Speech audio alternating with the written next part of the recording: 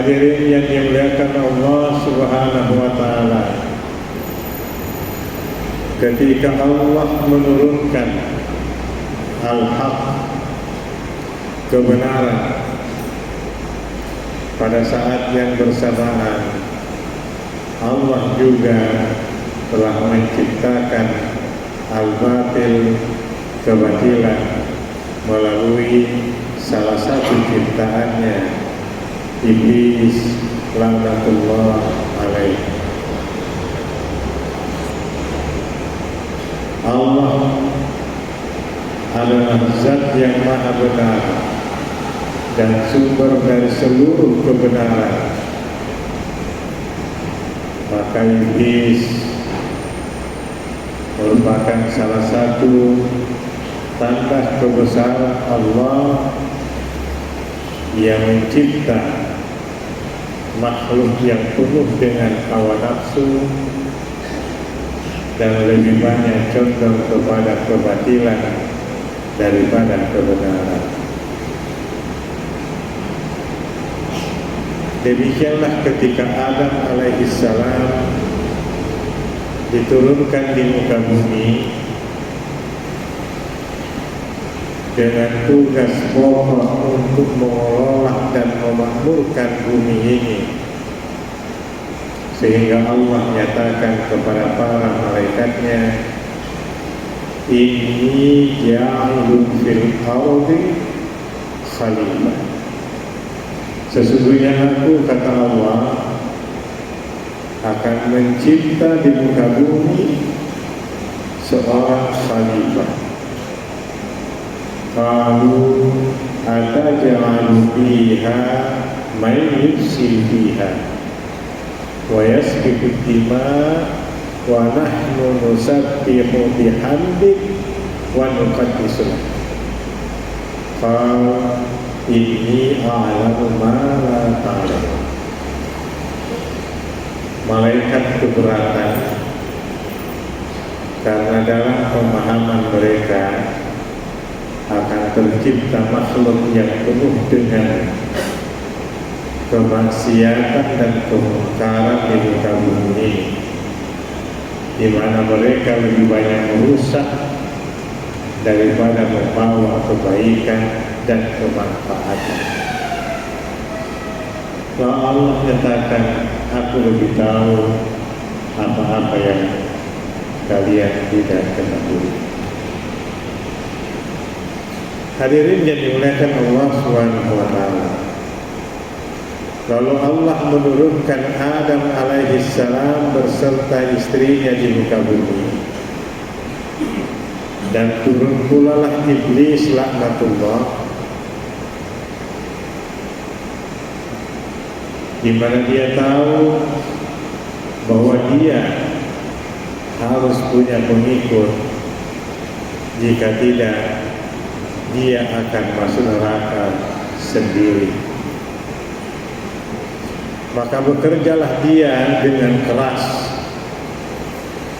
untuk menyesatkan manusia menurut apa yang dikehendaki oleh Iblis laknatullah, sehingga terciptalah sebuah kerajaan di muka bumi yang disebut dengan Babilonia.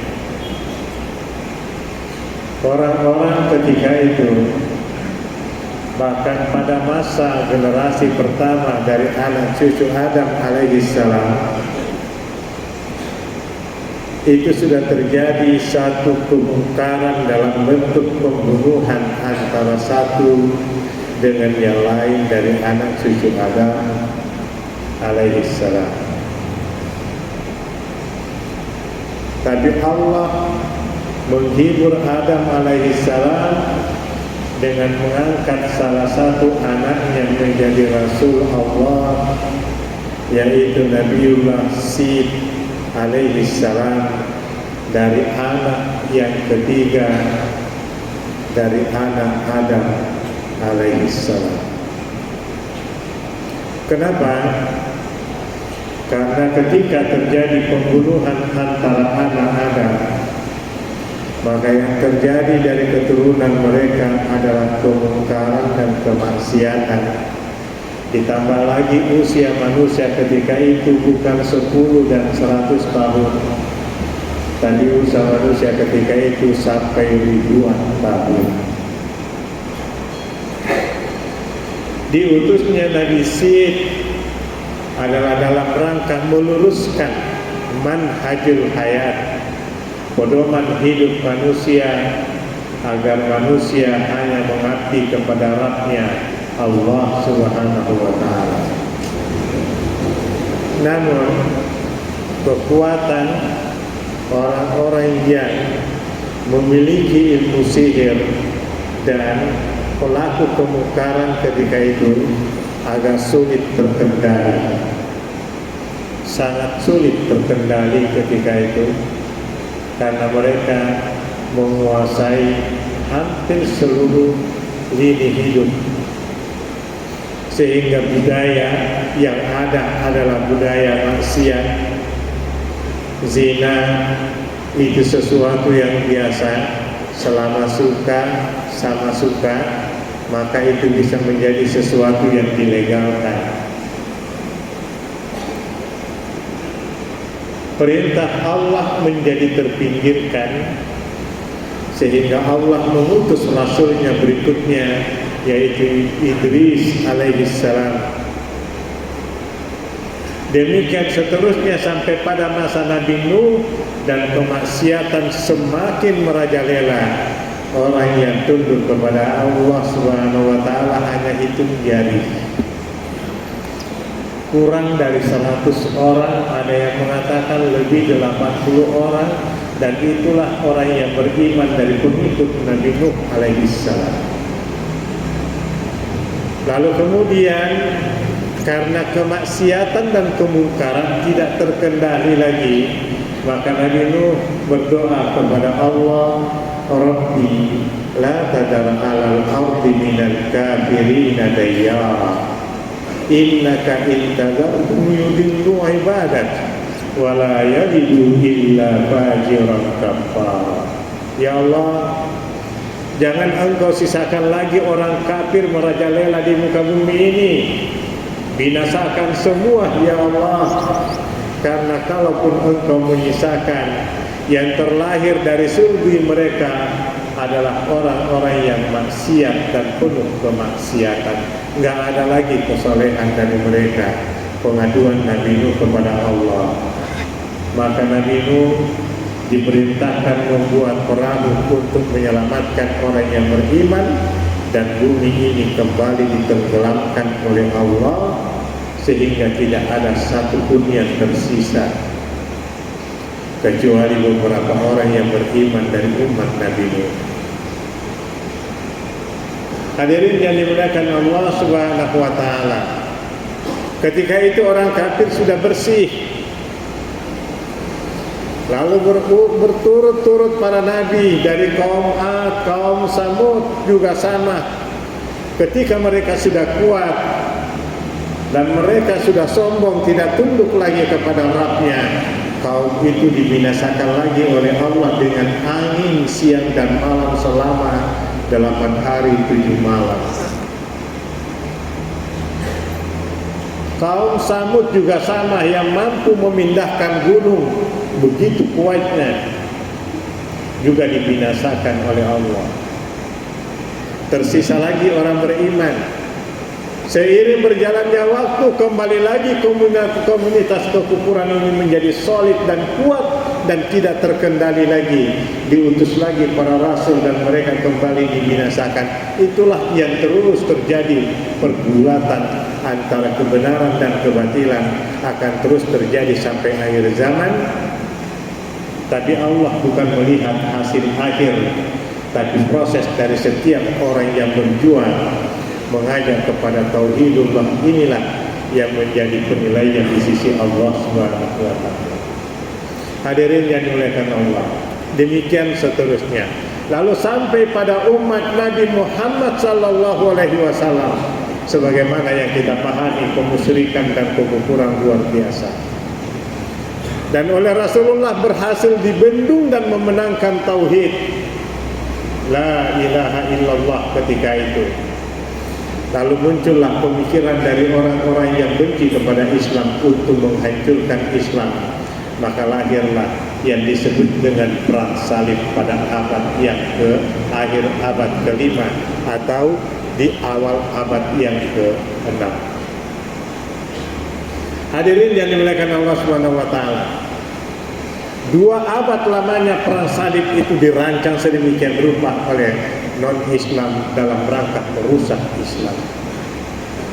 Sampai terjadi perang salib yang ke-7 dan yang ke-8 dipimpin langsung oleh Raja Louis ke-9, Raja Prancis. Dia kirim tentara yang begitu besar, namun 2 panglimanya gugur di Al-Mansurah. Bahkan Louis ke-9 pun juga ditangkap dan ditawan. Itu terjadi pada tahun 1248. Louis ditawan, kembali lagi ke Prancis, dikirim. Pasukannya 30.000, semuanya tewas kecuali beberapa orang. Setelah sampai di Prancis, di situ Louis ke-9, Raja Prancis merancang. Dia bilang begini, tidak mungkin kalian mengalahkan umat Islam, karena umat Islam punya konsep jihad fisabilillah. Selama umat Islam masih punya konsep jihad fisabilillah, maka kelompok dan agama apapun tidak akan pernah mampu menghadapi umat Islam, kata Louis. Oleh karena itu, mulai saat ini strategi harus dirubah. Dan inilah awal muncul Ghazul Fikri, ide dan gagasan perang pemikiran dan ideologi itu dari Louis ke-9. Louis mengatakan, yang harus kalian lakukan, wahai kaum Nasrani dan siapa saja yang benci kepada Islam, jangan angkat senjata, karena kalian tidak akan pernah menang menghadapinya.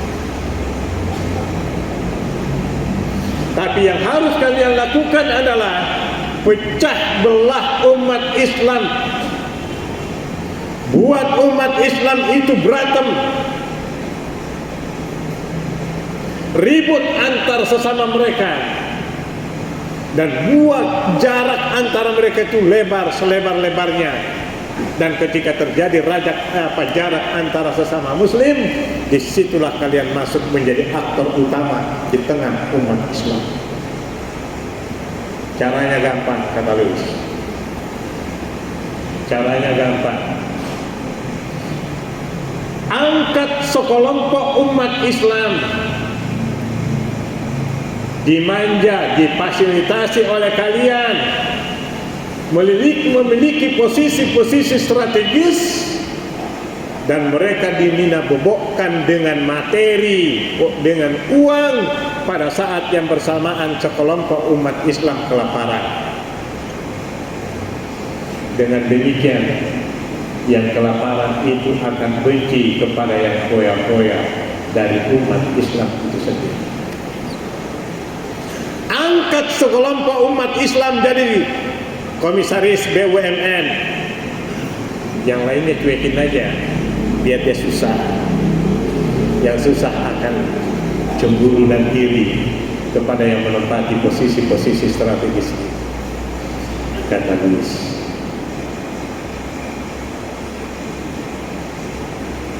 Ini tahun 1248 dia deklarasikan. Saya rasa sekarang terasa betul apa yang dirancang oleh Louis. Kedua, ketika mereka sudah mulai ada jarak antara satu kelompok muslim dengan kelompok yang lainnya, ormas muslim yang satu dengan ormas yang lainnya, ormas Islam lainnya, maka angkat persoalan khilafiyah biar mereka berantem. Dengan demikian umat Islam tetap dalam kendali kalian, karena mereka sibuk berantem satu dengan yang lain.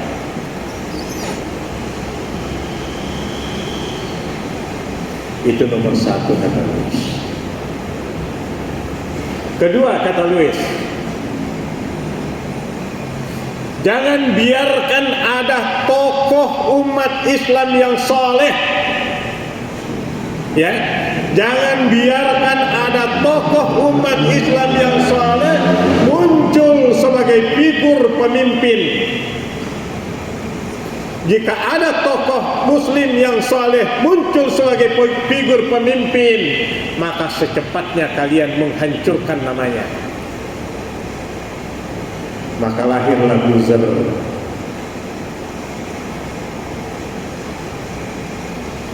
Setiap tokoh Islam yang muncul ke permukaan, maka dia akan babak belur.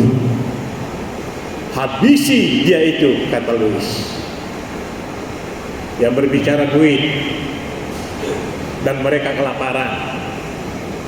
Kalau orang yang lapar itu apapun, segala cara akan dihalalkan. Nggak kenal dosa.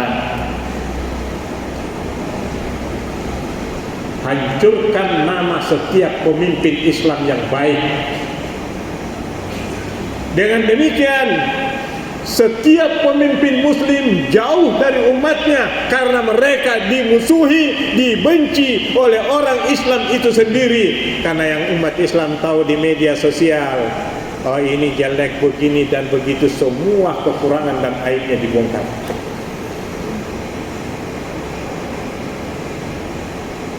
Itu kata Lewis. Ketiga, kata Lewis, setiap petinggi satu negeri jerat mereka dengan sebuah sistem korupsi.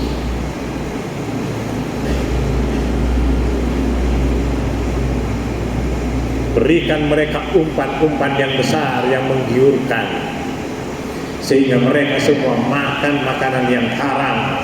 Maka kamu menyaksikan setiap pemimpin muslim tidak akan pernah menyuarakan kebenaran, karena mereka sudah terkotori dengan barang-barang haram yang masuk ke dalam perutnya dan perut keluarganya. Ketika itu mereka tidak akan menyuarakan kebenaran. Kenapa? Mereka sudah terperangkap dalam sebuah sistem korup. Mau ngomong apa lo? Kebenaran apa yang lo katakan? Nah, kasusnya, rupiahnya,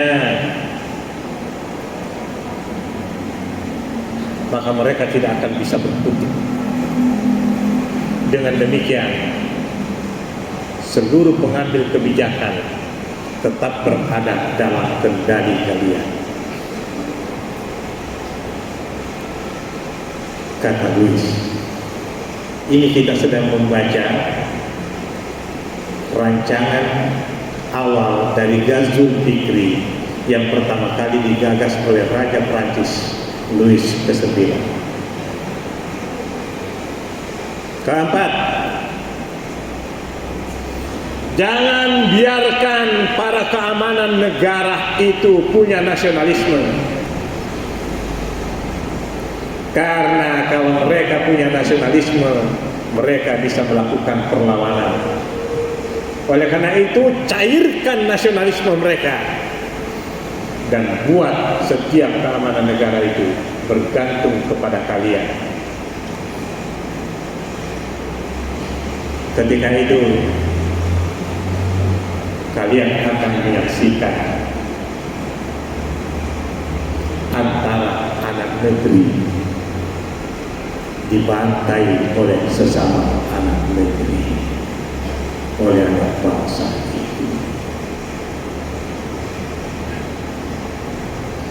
karena mereka tidak akan berpihak kepada bangsa negeri tersebut, tetapi mereka sudah cair dan berpihak kepada siapa yang menguntungkan, kata Luis. Insya Allah negeri ini gak begitu.